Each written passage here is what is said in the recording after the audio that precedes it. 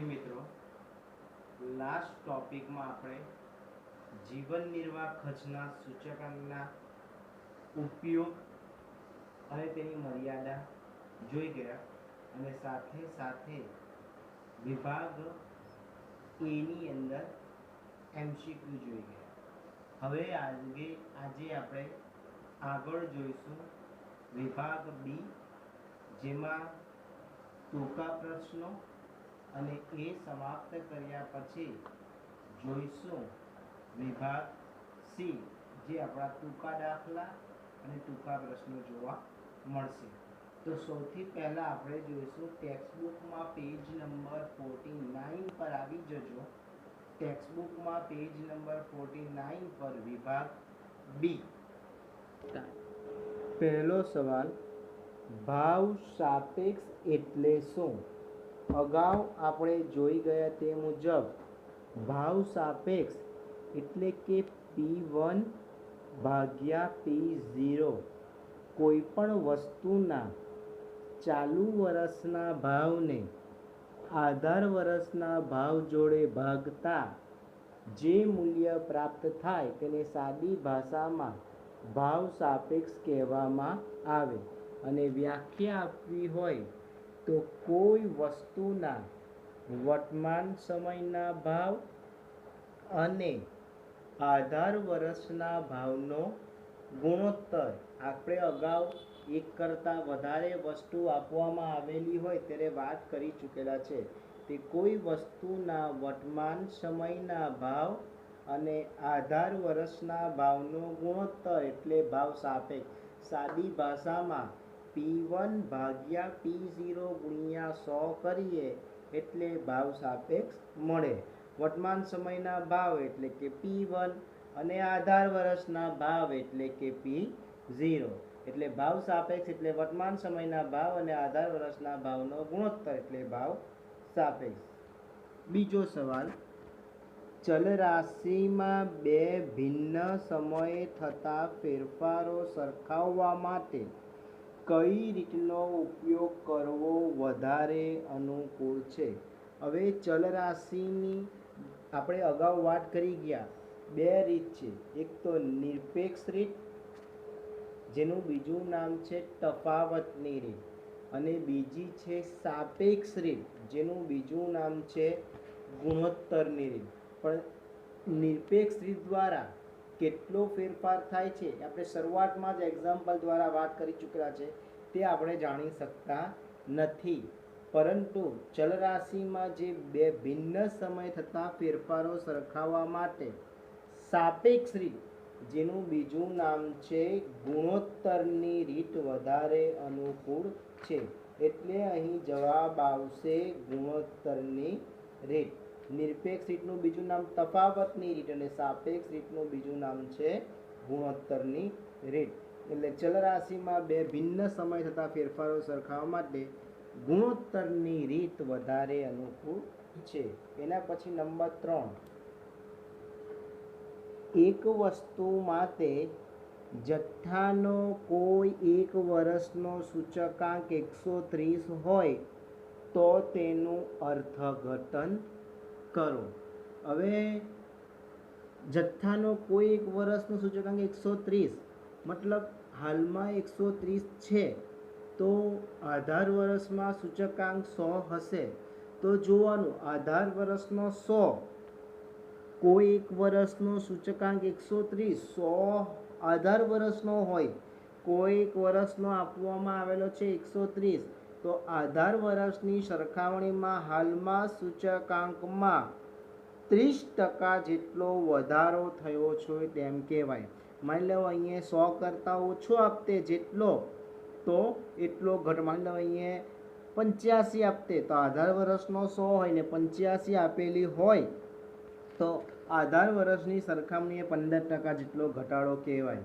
અહીં એક વર્ષનો સૂચકાંક 130 હોય તો તેનું અર્થઘટન કરો એટલે કે આધાર વર્ષની સરખામણીમાં 30% જેટલો વધારો થયો છે તેમ કહેવાય. કારણ કે આધાર વર્ષનો સૂચકાંક 100 હોય, 100નો અહીંયા આપવામાં આવેલો છે 130, એટલે 130માંથી 100 બાદ કરીએ તો 18 વર્ષની સરખામણીએ 30% જેટલો વધારો થયો છે તેમ કહેવાય.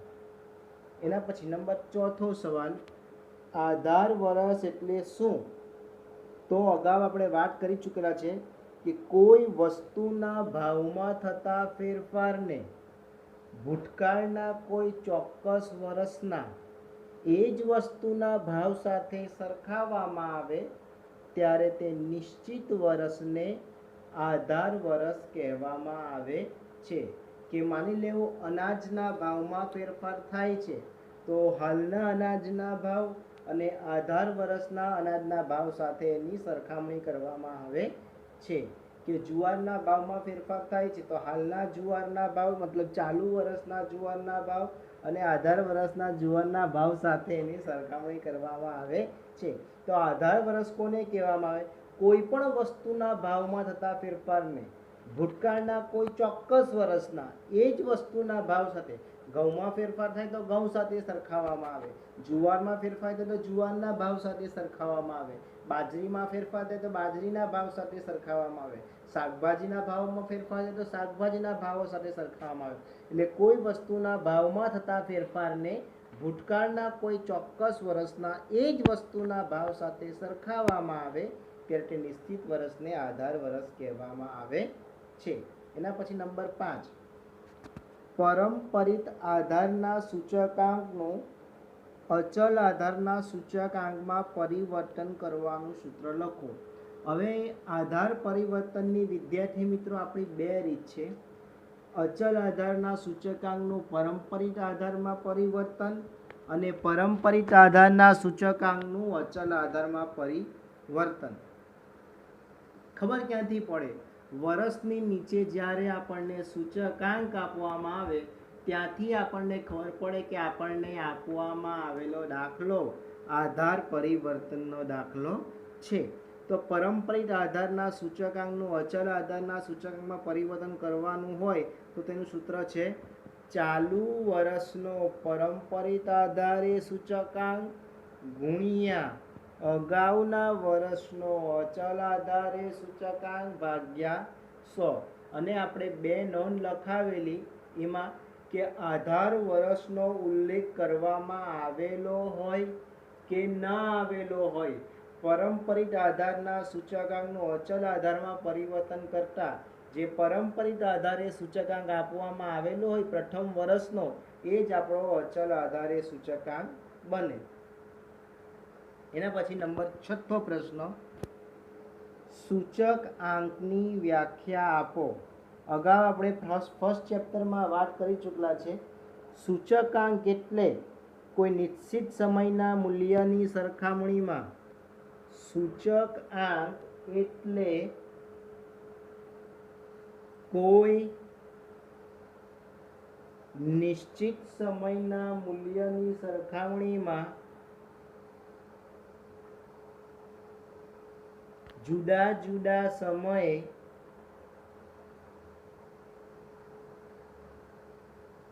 કોઈ પણ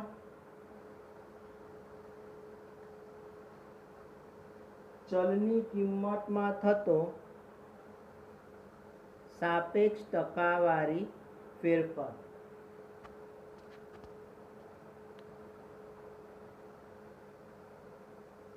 થતો સાપેક્ષ ટકાવારી ફેરફાર.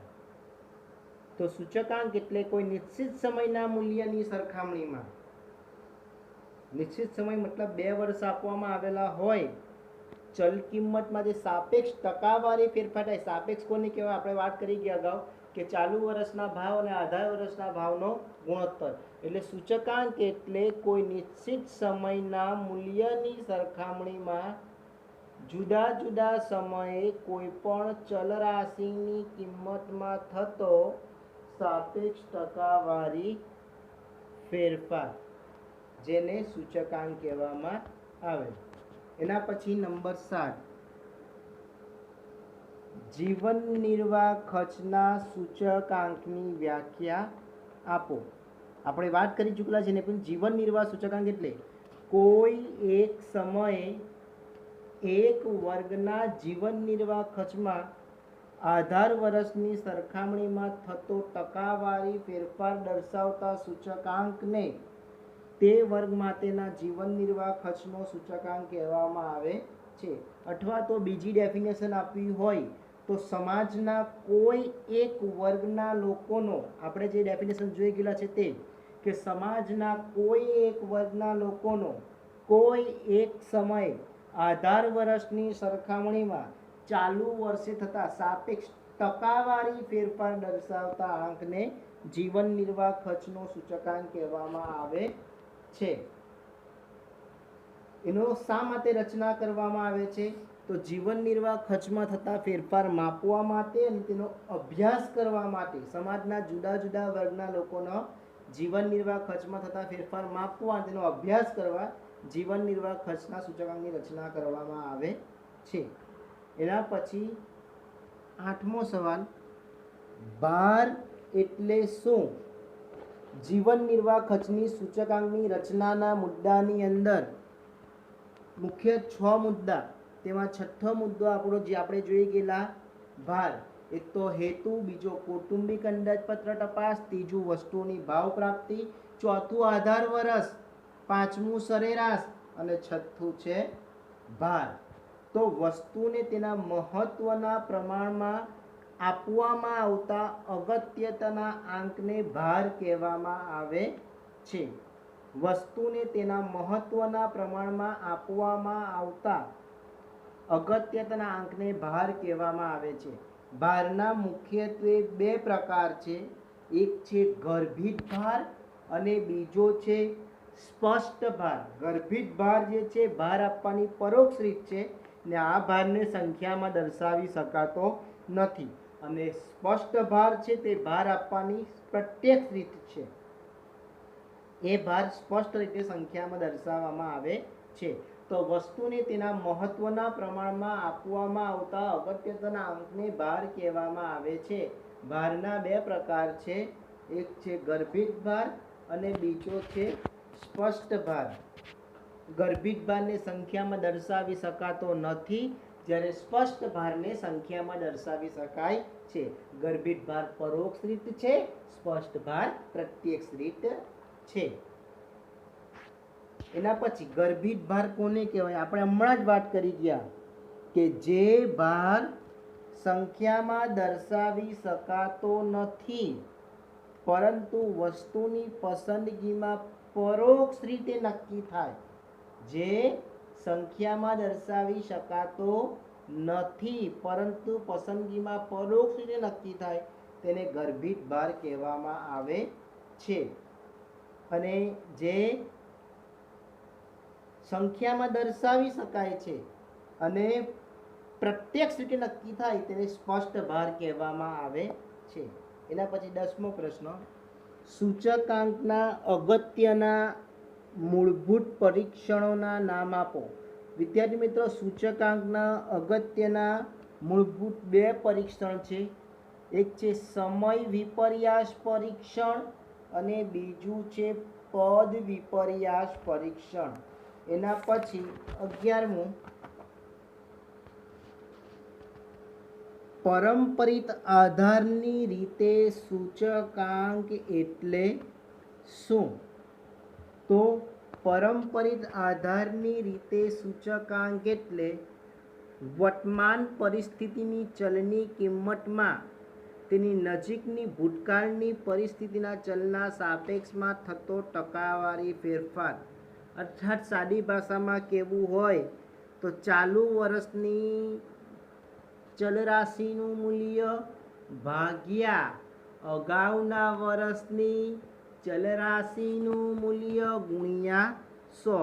એટલે વર્તમાન પરિસ્થિતિની ચલની કિંમતમાં, એટલે ચાલુ વર્ષની ચલની કિંમતમાં અગાઉના વર્ષની ચલમાં થતો સાપેક્ષ ટકાવારી ફેરફાર, જેને પરંપરિત આધારે સૂચકાંક કહેવામાં આવે.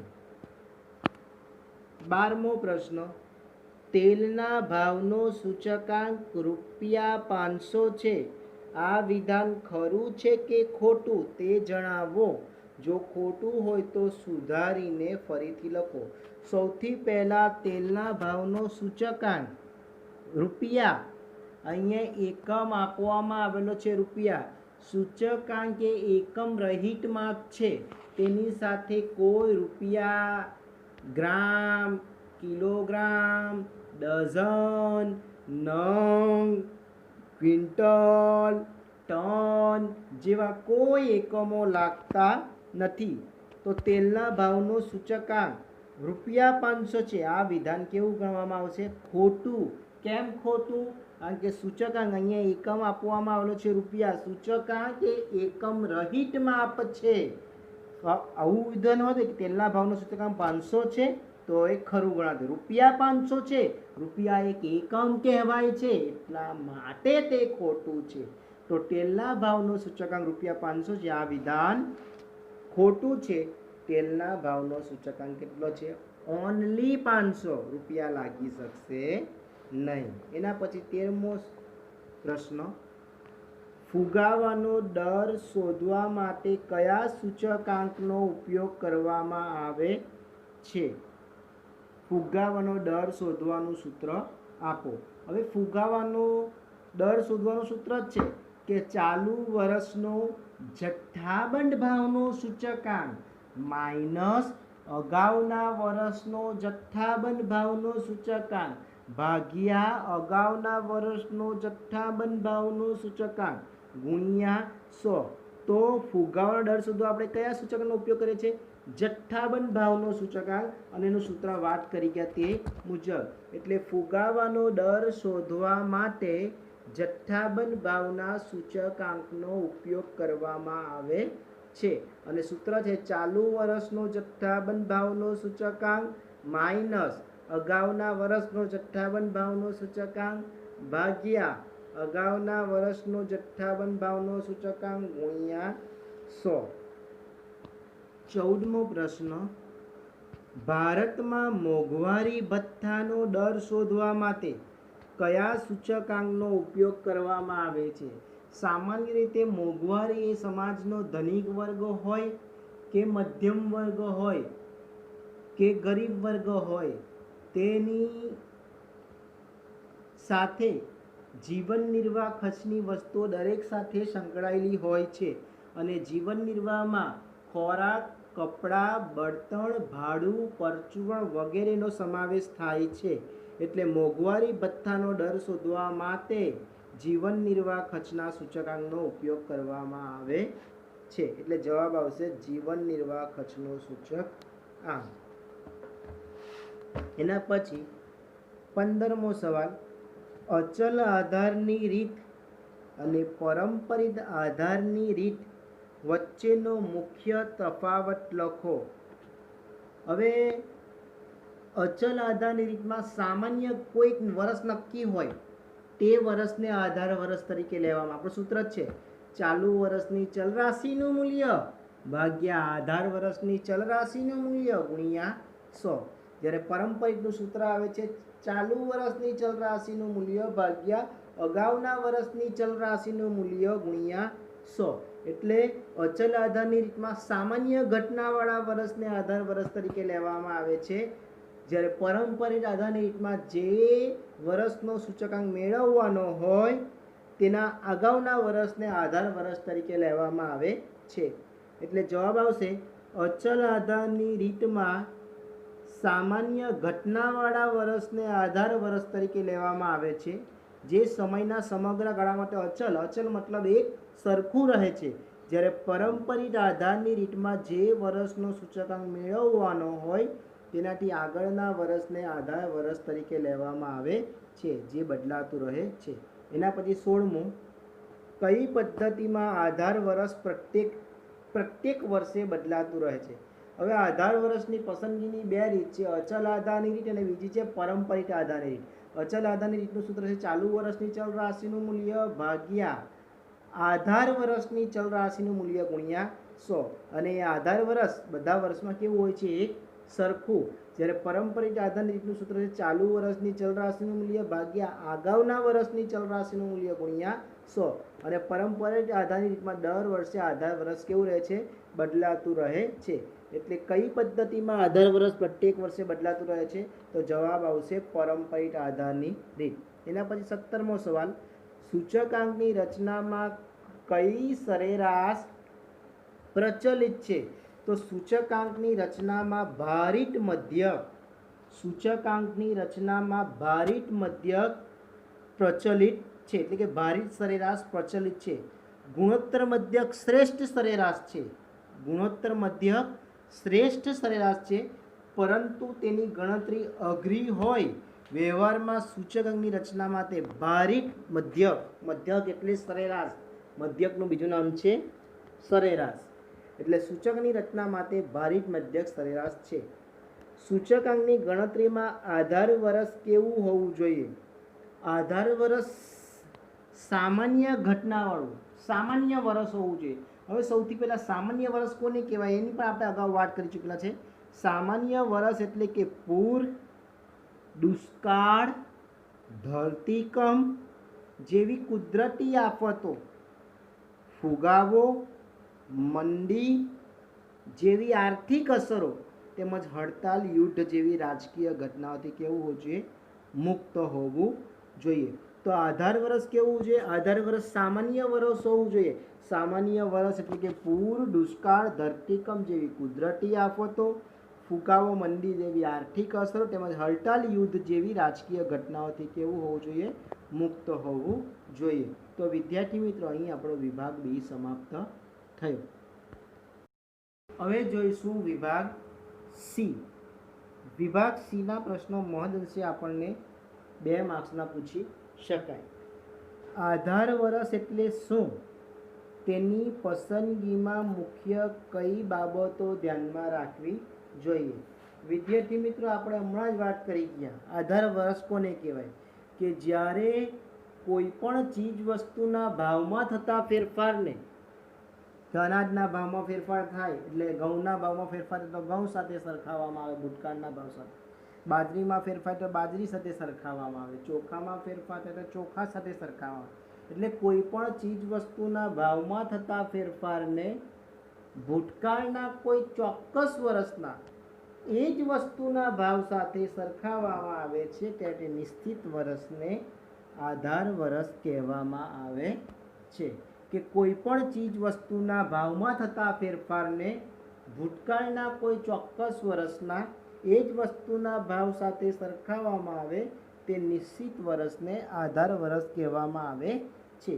તેની પસંદગીમાં કઈ કઈ બાબતો ધ્યાનમાં રાખવી? તો પહેલું, આધાર વર્ષ સામાન્ય વર્ષ હોવું જોઈએ. સામાન્ય વર્ષને બીજા પ્રામાણ્ય વર્ષ તરીકે પણ ઓળખવામાં આવે છે.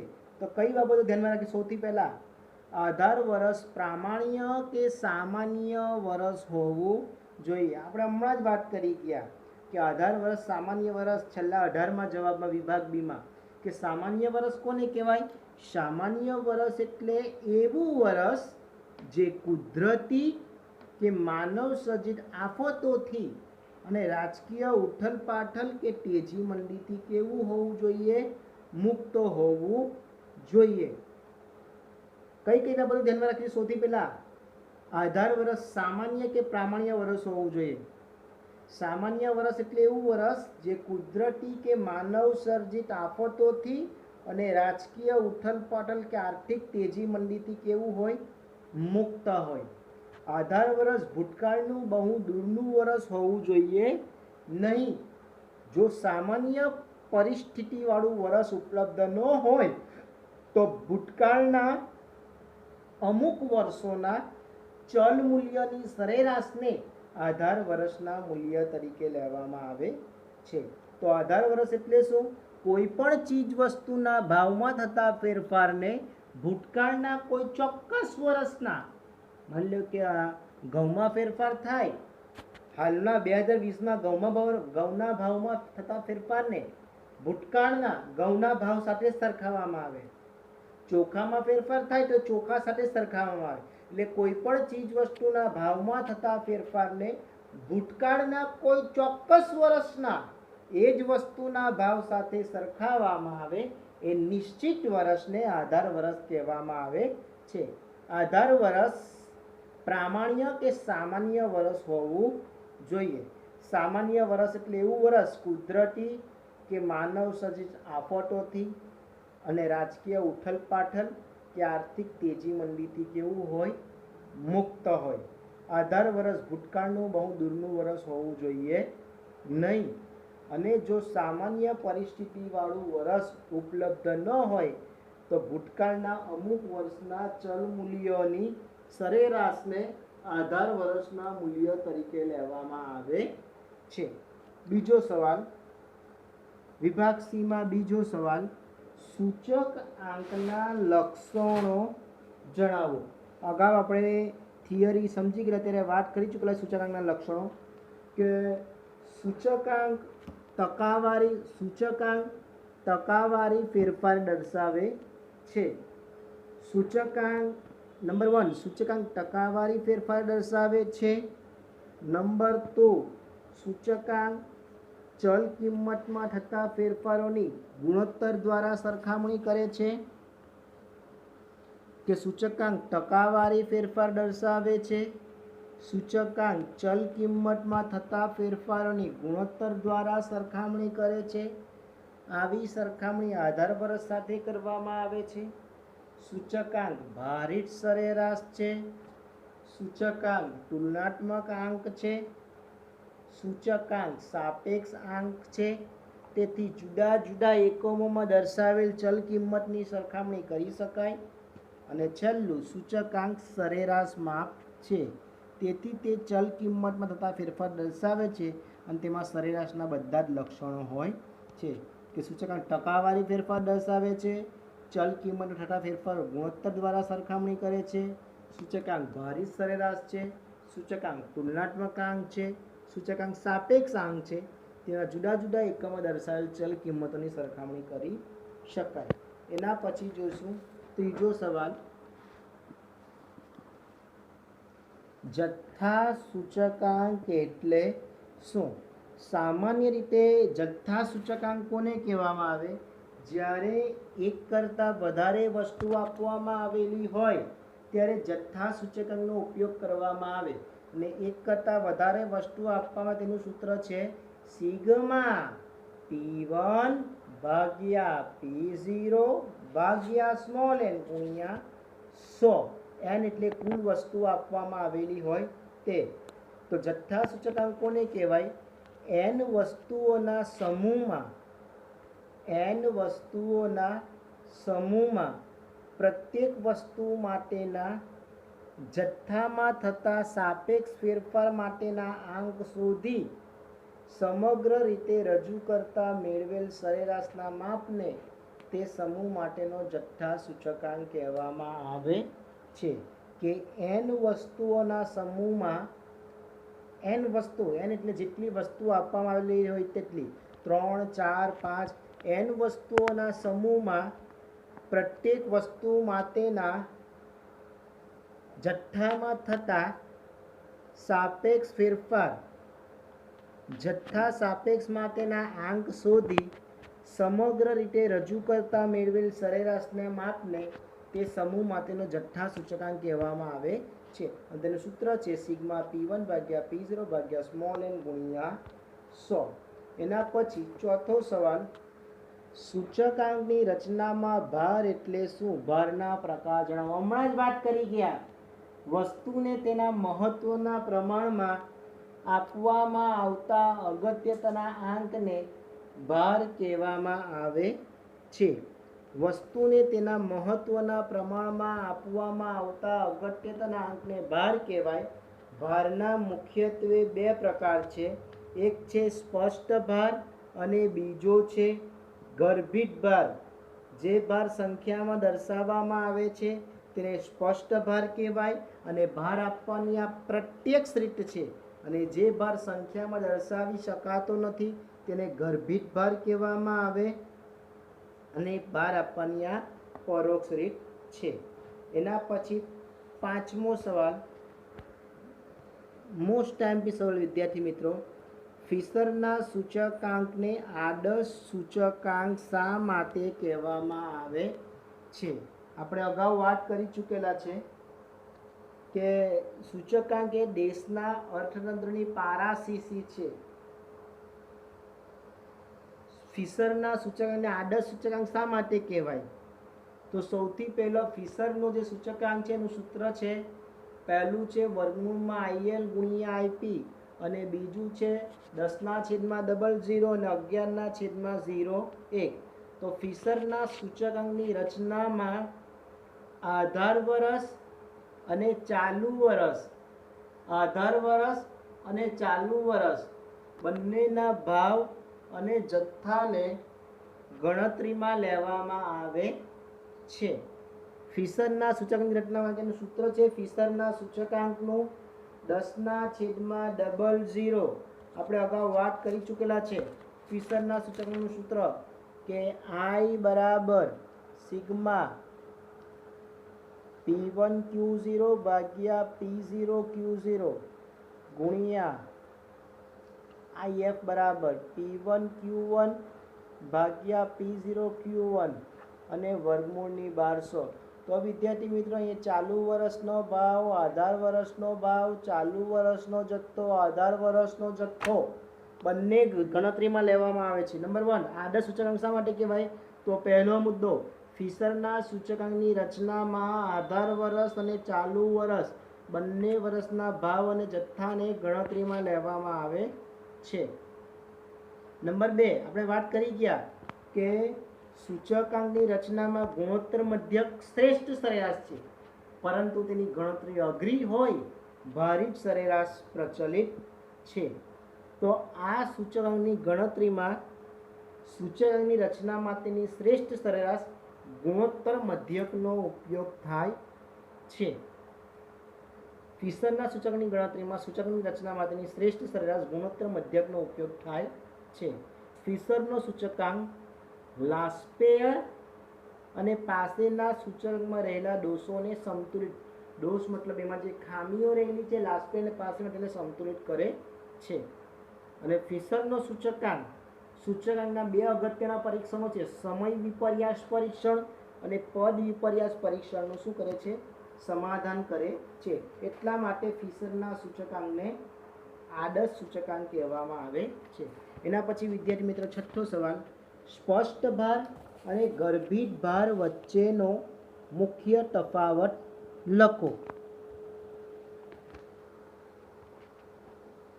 ભારના બે પ્રકાર છે વિદ્યાર્થી મિત્રો, આપણે અગાઉ વાત કરી ચૂકેલા છે. એક તો છે સ્પષ્ટ ભાર અને બીજો છે ગર્ભિત ભાર. તો સ્પષ્ટ ભાર સ્પષ્ટ રીતે સંખ્યામાં દર્શાવવામાં આવે છે, જ્યારે ગર્ભિત ભાર દર્શાવવામાં આવતો નથી. સ્પષ્ટ ભાર ભાર આપવાની પ્રત્યક્ષ રીત છે, જ્યારે ગર્ભિત ભાર ભાર આપવાની પરોક્ષ રીત છે. સ્પષ્ટ ભાર પ્રત્યક્ષ રીત છે અને જે પ્રત્યક્ષ રીત છે તે બે રીતે નક્કી કરી શકાય છે, કુલ ખર્ચની રીત અને બીજું છે કૌટુંબિક અંદાજપત્ર અથવા બીજું નામ કૌટુંબિક બજેટ અથવા ભારિત સરેરાશ. તો પહેલું જોઈએ સ્પષ્ટ ભાર. તો સ્પષ્ટ ભાર વસ્તુના મહત્વના પ્રમાણમાં નક્કી કરવામાં આવે છે. જેમ કે ખોરાકની વસ્તુમાં ચોખા કરતાં ઘઉંનું બમણું મહત્વ ધરાવતો હોય તો ઘઉંનો સ્પષ્ટ ભાર 2 અને ચોખાનો ભાર 1 થશે. કેમ કે ખોરાકની વસ્તુમાં ચોખા કરતાં ઘઉં બમણું, કોના કરતાં? ચોખા કરતાં ઘઉં બમણું છે, તો ચોખાનો ભાવ કેટલો છે આપણે ખબર નથી, ચોખાને ધારેલું તો 1, ઘઉં બમણું એટલે ગુણ્યા 2 થશે. તો સ્પષ્ટ ભાર વસ્તુના મહત્વના પ્રમાણમાં નક્કી કરવામાં આવે છે, જ્યારે ગર્ભિત ભાર વસ્તુની પસંદગીમાં અભિપ્રેત છે.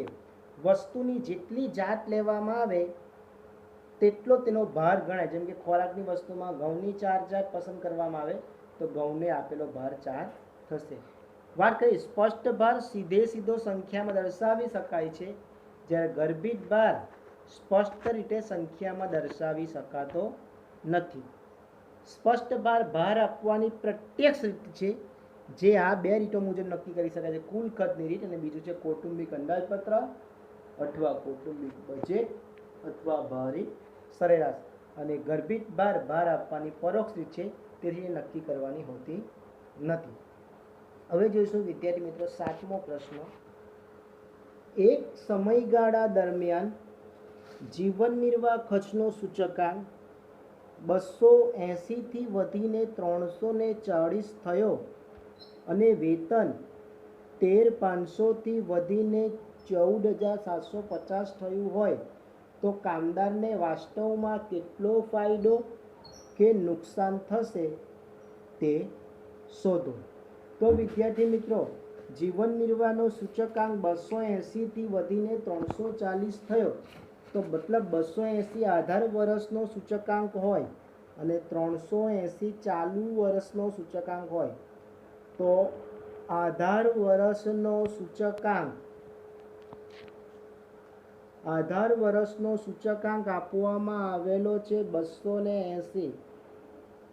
સૂચકાંક આપવામાં આવેલો છે 280 અને વધીને 340 થયો તો ચાલુ વર્ષનો સૂચકાંક કેટલો થયેલો છે? 340.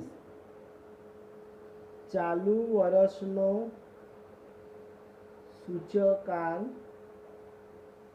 340.